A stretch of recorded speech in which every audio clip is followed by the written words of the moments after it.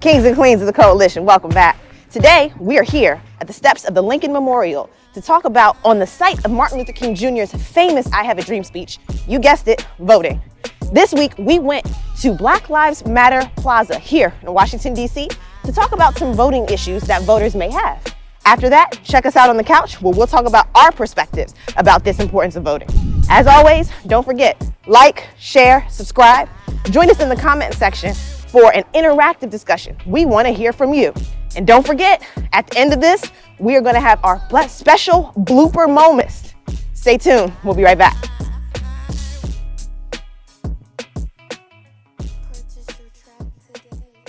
Huh? Uh-huh. Yeah. Melon, huh? Oh no, backward. The coalition, the color, my brother, rock your crown. I'm here to show you the power inside the color brown. Now's the time to open up your mind to what they tried to hide from the real royalty. Open up your chakra from your brain to your feet and really realize what's inside and believe. Got God on my side and I ride with a queen. As we travel on this journey, I'ma show you what I mean when you open up your eyes. When you know what your worth is, never no surprise. Spirit of the sun, navigating stars. Times are getting better when you feel them getting hard like.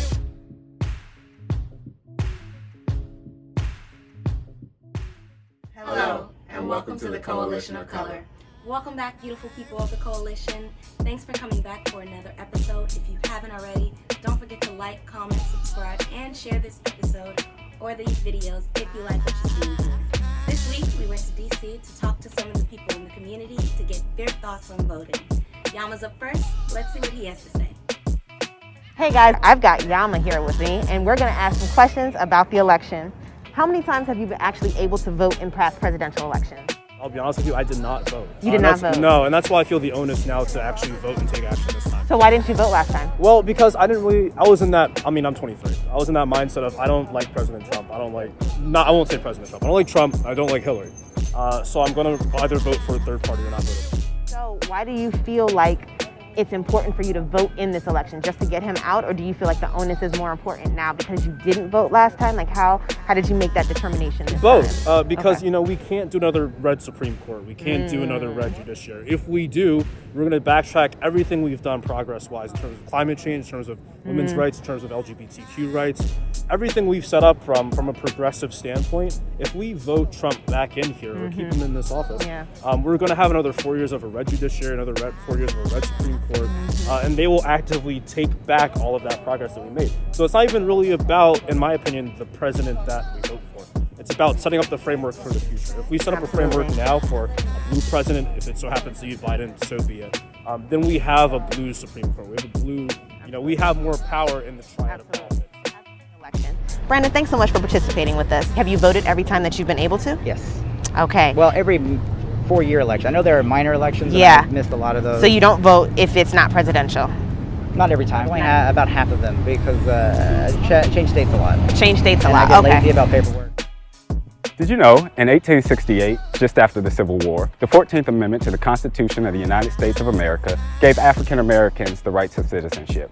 However, African Americans, especially those in the South, found it extremely difficult to exercise their voting rights. African Americans were systematically denied the right to vote, and most were turned away from state polling locations. I'm here with Mr. Allen. I've got a couple of questions for him about this upcoming election. Sir, thanks for interviewing with us. Sure. How many times have you been able to vote in past presidential elections? 0. Really? Why? Used not to care, but this time I'm voting. This time you are voting, so you've never voted before, even though you've been allowed to. Like you're eligible to vote. Yep. Are you registered? Yes, I am. You're eligible and registered, but you've never voted because you've just never cared. But this time it's important. So what makes it so important this time? I think we are just sick and tired of seeing, young black men, getting, lynched. Killed and lynched, by yes. police. Right.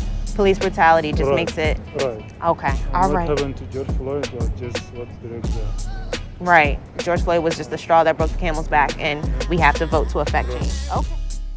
The two consistencies that I found with Yama and Mr. Al is the fact that they have both for different tenures, but they've both been able to vote for elections, and they chose not.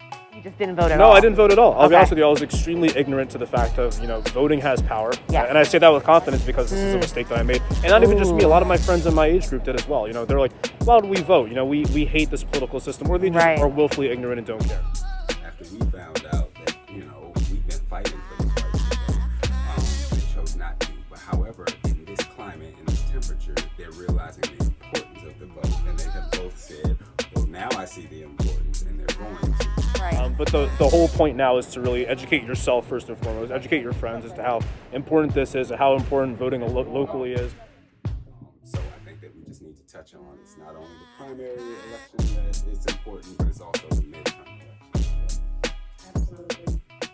I think, it was always raised to me growing up how important it was to vote because so many people had struggled. And I think for so long, because there was so much pushback with our voting and us using our voice, it really is important. So I'm glad that, Yama and Mr. Al decided to change their minds. At least now, you can do whatever you do moving forward. You can't change your past. Right. 1870, Congress passed the 15th Amendment to the Constitution, which reads, "The rights of citizens of the United States to vote shall not be denied or abridged by the United States or by any state on account of race, color, or previous conditions of servitude, slavery." The sole purpose of this amendment was to combat the African American voter suppression issue. However, states were circumventing the amendment and continued turning away African American voters. They did this by fraud, poll tax, literacy tests, and let's not forget the classic intimidation tactics.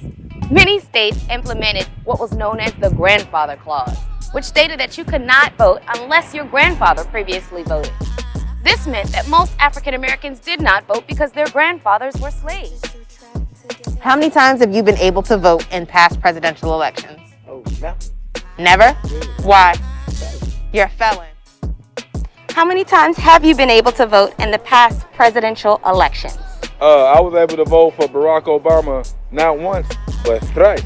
But yes, but I also caught a felony around the same time, so now I can't vote. Okay. How many times have you been able to vote in past presidential elections?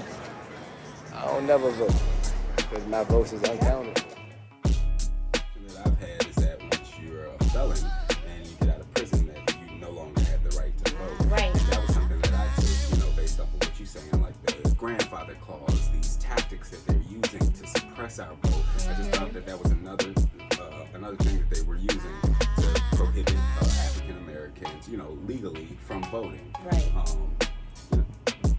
Can you? So here's the thing, right?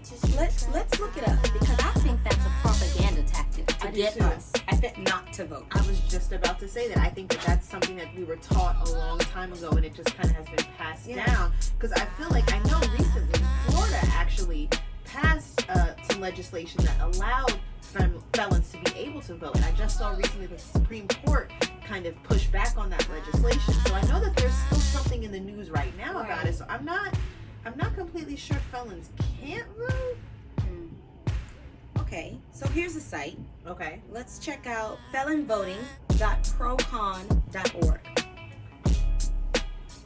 This is procon.org's website about felons. Oh wow. And they give you a whole list of state felon voting laws by state. There's a clear map at the top. Wow. So it says here in Maryland, so if you live in Maryland and you have gone to prison, you are now considered a felon. Your voting restrictions are removed, your voting restrictions are restored after you get out of prison. So if you're sitting on the street and I'm interviewing you and you're telling me you no longer have voting rights and you live in the state of Maryland, sir, I want you to be informed. Excuse me, I stand corrected. This is Maryland and DC, okay? You have the right to vote if you are a free man. What about Virginia? Wow, Virginia, I'm actually rather impressed with the state that I currently reside in. So actually, in 2014, they changed some things with the restoration of rights policies.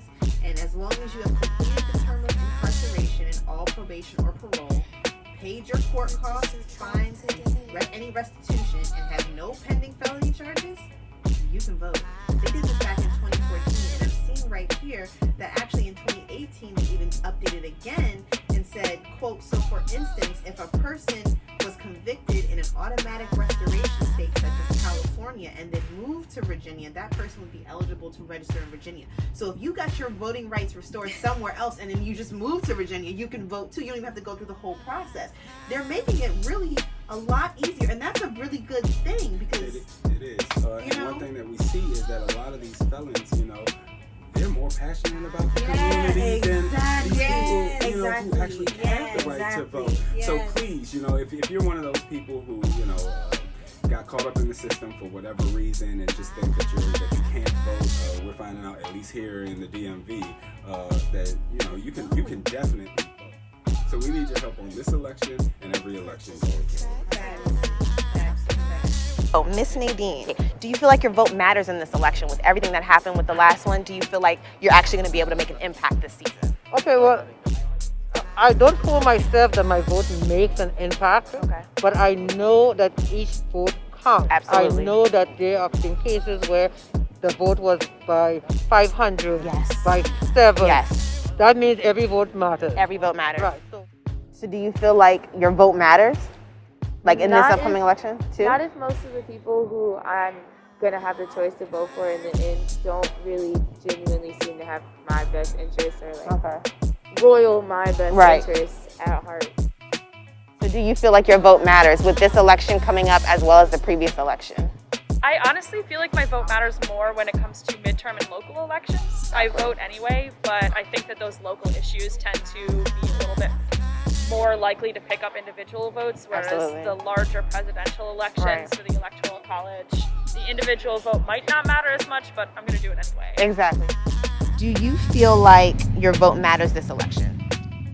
More than any of the others, yes. Ooh, more than any other. I need to know why. Well, because people are changing their opinions, and people think that, you know, they know where the red states are, the blue states are, and they know which way it'll swing, and that's where a lot of this, like, my vote doesn't matter stuff comes from.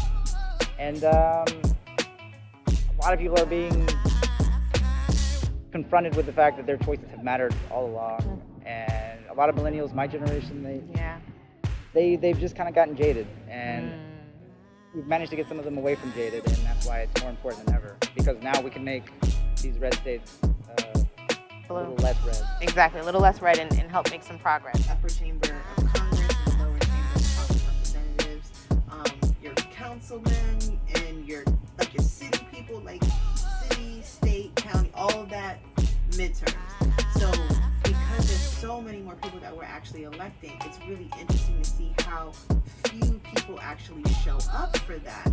So thinking about what Ms. Dean was saying about her vote not really counting, not really mattering, in comparison to Sophia kind of hyping up the fact that we needed to vote in these midterms, it made me think of something that happened to me in college. I was approached and actually got this wonderful opportunity to volunteer for a man's campaign named Frank Cradaville. He was running for the 1st district in Maryland, his re-election campaign to go back to the Senate. Unfortunately, he lost, but I learned a lot on that campaign trail. And the thing that I ended up doing after was looking to see how many votes he actually lost by. It was only 35,000 votes, which if you think about it, isn't a lot of people. That's less than half of the capacity of FedEx Field. So have you voted in the midterm elections, like for your Congress people and stuff like that? I have not. I was actually like a very young. So I don't follow them hard enough to take a stance, but I know that if more of us took a stance on the lower levels, it would have a better impact higher up. Absolutely. Look, I got a job, you know. That's why you absentee ballot. Yeah.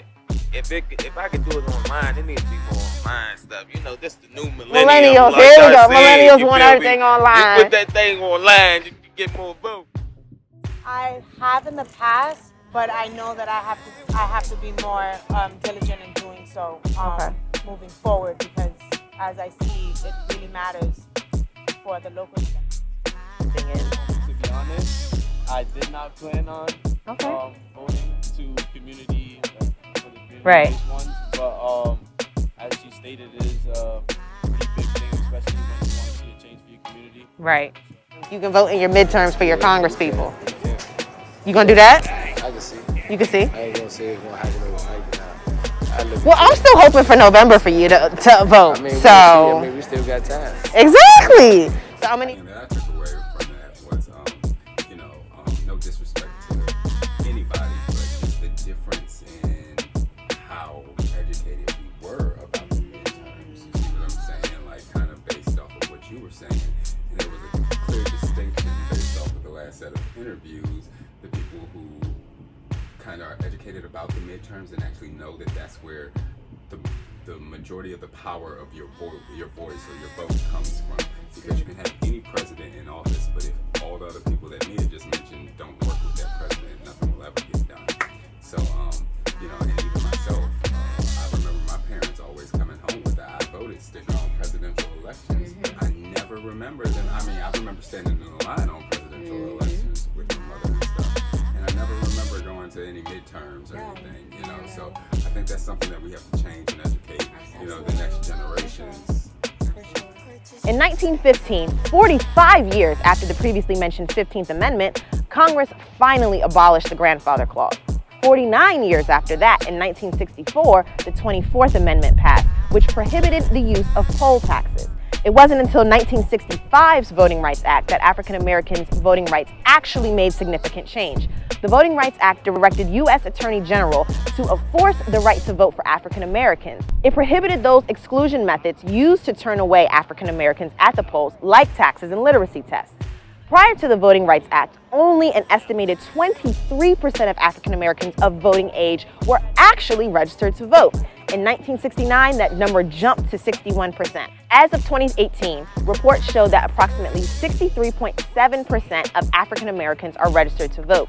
Of this roughly 64% registered, only 66.6% actually voted in 2012, and in 2016, that number fell to 59.6%. Your vote don't matter? Nah, I don't. Our vote don't matter. You know what I'm saying? Out of all the votes that the community do, it still goes to them to have the last choices of what they want to do. So our votes don't matter. So have you ever voted? No. Never voted. You don't think that our vote matters at all? Man, fuck that. It never mattered seeing this motherfucker in office. So, do you feel like your vote matters this election if you're planning on voting? How I feel now, it's not really somebody you can really vote for. You feel me? And like, I already still feel a little way since Hillary. You feel me? I felt some type of way. I'm like, how the hell did she win on the polls and lose in the metrics? I see. So for me, because we live in New York City, well, he lives in New York, but I just moved to Jersey. And New York City is predominantly Democrat, and so I've always felt that my vote really didn't count because It just they're got always going to vote for a Democratic candidate. Right. Although I believe that, I still voted. Absolutely. That same mindset is a big reason why a lot of people don't vote. So a lot of times you see a lopsided vote because many especially in the African American community we don't vote a lot. So that's why this year I hopefully it changes and a lot of people wake up and see that that's needed. Exactly. You have to vote. Your vote matters. Go vote. But I feel like I was always the person that was like, okay, I'm gonna vote because my ancestors fought for this, right? And they have gone through all of these different things and we fought for all of these rights, so I'm gonna exercise my right to vote. However, I don't feel like my vote matters, you know what I mean? So I could kind of understand how Miss Marcy was like, I wasn't really that big on the elections and things like that in the beginning, but I am now. I'm more so on that side of it because I feel like if I knew that the midterms were as important as we now know that they are, it's a history lesson, the information. But if I knew all of that, had a refresher, I feel like I would have been able to be more like a Kareem at his age. Like, yes, I'm gonna vote, and yes, my vote matters, and of course, because I want my community to be better. Makes sense. I just never thought of it. I have been fortunate that because I came in with the same mindset as you in terms of my ancestors fought, I can trace the people in my history, like my actual uncles and aunts of old that, fought for this. So it's like extremely important for me to be a part of my family history. So I definitely did my due diligence in order to vote every time I could and in the midterm. But I'll be honest, I didn't understand, really the importance of it. I knew, okay, I need to vote every time I can, but not necessarily why. And I think that kind of ties back in as I'm thinking about my own thought process when I was younger to kind of what Nadine was saying or what Thomas was saying about just go in and go straight Democratic. I've always voted Democratic with the exception of one time. Yes, I remember the very first time I voted, I was 18. I had a Toyota Corolla. I pulled up to the place and I just went straight Democrat.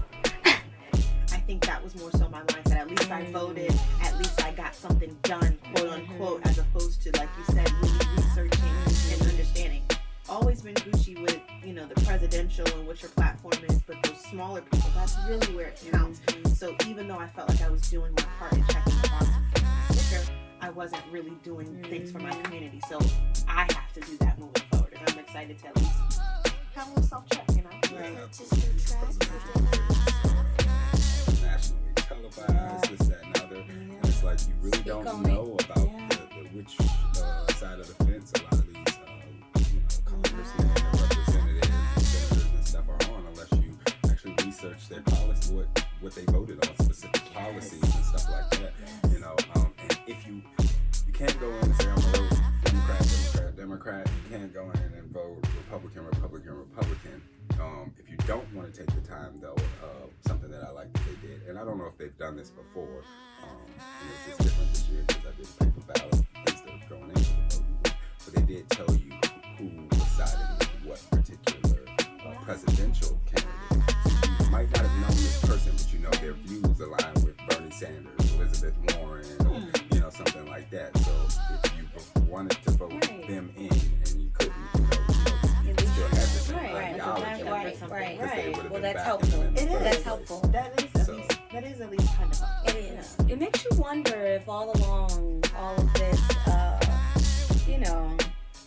not promoting the midterms, not talking so much about it, if that's just another voter suppression tactic. No, I think it is. To be completely honest, I definitely think it is. If you could have one presidential ask, like as soon as this president is elected, whether it's Trump's re-election or Biden gets in or some third party like Kanye, in that first thing that president's going to do, it has to be for a community of color, and it's going to pass, it's going to get elected, it's going to get enacted. What do you want? What's your ask? Wow. I've always been part of the community. I've always volunteered for young black men, especially with basketball and community programs in the Lower East Side where we used to live in Manhattan. So I would like something geared towards our African American, Hispanic community. More money going to funding of their programs. I say put more racks out there, put more racks, basketball courts, have more activity, be more active with the people, even have. They want him to redo everything Trump did because he just override a lot of what Obama did. Exactly. So you want to reinstate a lot of those Obama policies that Trump just dismantled. Right. Besides the police reform. Actually, absolutely. Well, it has to be defunding the police, right? Because defunding the police directly impacts communities of color the most. I would say definitely like the education side. Like I was blessed. She put me in a great opportunity. Like I got to go away to school. But not everybody is like blessed with that opportunity, and like especially when it comes to the African American and the Caucasian communities, it's like the differences. Big difference. So and he saw it firsthand when he went away. Okay, if you could have one presidential ask, they would put that ask into effect immediately for the people of color. Can I see my book? Can you pass me his book, please? Thank you. I actually put it in my new book, United Nigga Nation, The Death of Racism. the one thing that I will want passed is my Moses bill. And what I predict in my Moses bill is exactly what Moses said. Let my people go. And then so how do we let our people go? We must build systems, practices, and institutions. And within the Moses bill, the first system must be reparation system. And with the reparation system, it creates an instant economy. And that economy is funded from all businesses and organizations that benefited from slavery that are still in existence, that they actually hold their hat on it when they say they've been around since 18 what the fuck. So you know they had something to do with the slaves. I have a solutionary blueprint on how to indoctrinate these things. So if one thing I could get a president to sign, if I was to put a Moses bill in front of his face and say, let my people go. Do we think that enough has happened in 4 years that the people who, or a percentage of people who did vote for Trump in 2016 might change their vote? Yeah. Oh, absolutely. Yeah. I have read a number of op-eds from just like specifically white Southern women. Yes. Being like, oh no, my husband said I should vote for him and I was on board and now I changed my mind and we got beef in the household. So I think, especially with his actions in Corona and all the other stuff, with the racial tension like you were highlighting, I think all of these things have kind of just boiled over. So with all of the people switching their votes, and if we can get registered before is it the deadline to register? Oh, we gotta look that up. Let's look that up. Let's go to the. So yeah, you're right. So October 13th, you know, on or about. Voter registration But double check. deadline. So anyway, the point of that is that we still have time to register to vote. So with all of the people who are switching their vote, and if we register and come out in the masses that we did for President Obama, even though we do not like Biden, I predict that we can get Trump out of there if those two variables actually happen. Correct. Because, I mean, let's be clear. We just talked about how important midterms are, right? A president can't do anything without his supporting Congress, right? And his supporting Senate and all of these people that we elect from our local neighborhoods, right? Our local communities. So if we get the right people in and we vote Biden in, even if we don't like Biden, if we get the right Democrats in, they're all kind of on the same side, technically. So maybe we can get some of our ass passed through this presidency if we get it to be blue at least. Absolutely, and I think what you said is extremely key because this November it's a midterm and you know a presidential, so it's the big one. So we're doing this all again from scratch. Everyone, for the most part, you have to check for your individual district because I know things are tweaked for some stuff. But for the most part, everyone's got a clean slate. We're voting in senators and congresspeople, you know, governors, just mayors. This November, it's the big one. It's lit. What are your predictions for this very important upcoming election? How important is it that we exercise this right to vote? How can we use the power of our vote to influence positive political and legislative change for communities of color? All right, kings and queens, so please join us in the comment section below to answer those questions and join in the interactive discussion. If there's any other questions that you want to bring up and get a conversation started revolving around voting, please just drop the comment and we're ready to get started. They say the third time's the charm. You've heard it from Mia, you've heard it from Dominique. Please like, comment, subscribe, and share. We really appreciate it. We thank you for all of your support. Our next video next week is going to be about Black-owned restaurants here in the DMV. So look forward to that. Stay tuned for this week's Melanated Blooper Moment.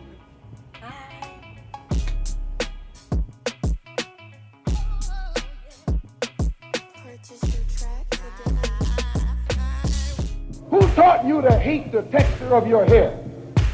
Who taught you to hate the color of your skin?